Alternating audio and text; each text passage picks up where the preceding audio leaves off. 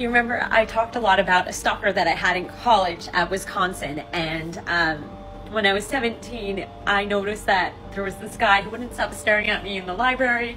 I started moving seats. He would move to follow me, sit across from me. I would ask to be walked home. He'd be behind me, staring at me, smiling at me. Very creepy, scary smile. And I knew in my gut, even though I was little, that something was wrong and really wrong, and I didn't want to be around him. I even went up to him once and I just said, "Stop," and he just laughed. It wasn't until he tried to follow me into my dorm that I called the police.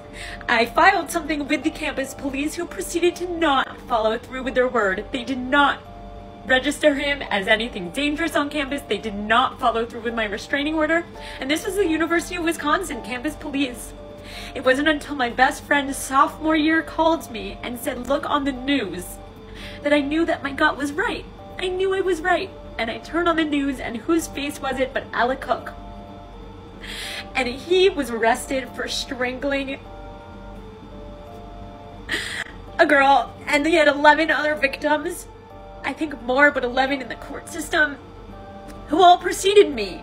Even though I had told the cops that he was dangerous, I had told them that I didn't want to be near him. I had told them that he should be removed from campus, but it took 11 people for the police to stop and listen. I'm so grateful for the detective, Tracy Jockla, who came to my sorority house in a suburban SUV, would pick me up from, my rush practice, bring me to the police station and work with me on talking about him and how he was a danger and a threat. When he got assigned 3 years in prison instead of, I think it was supposed to be 40, after I was a junior abroad, they asked me if I wanted to come to the court to give my witness statement, and I said no. He had robbed too much from me.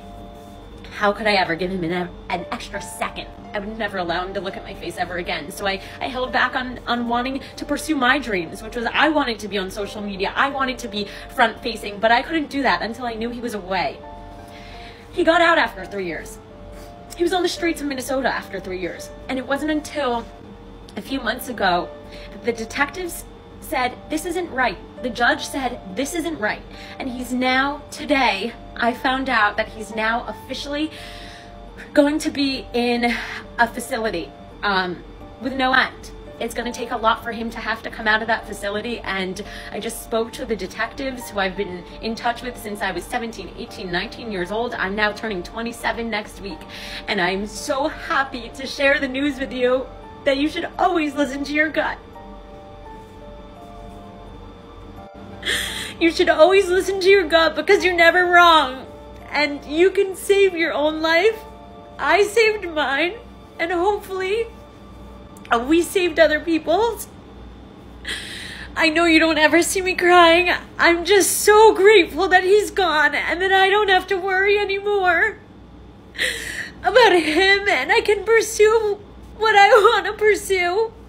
And I don't have to look over my shoulder or be scared at night. So listen to your gut. And thank you so much to the detectives and to the judge on this case, who made sure that justice got served.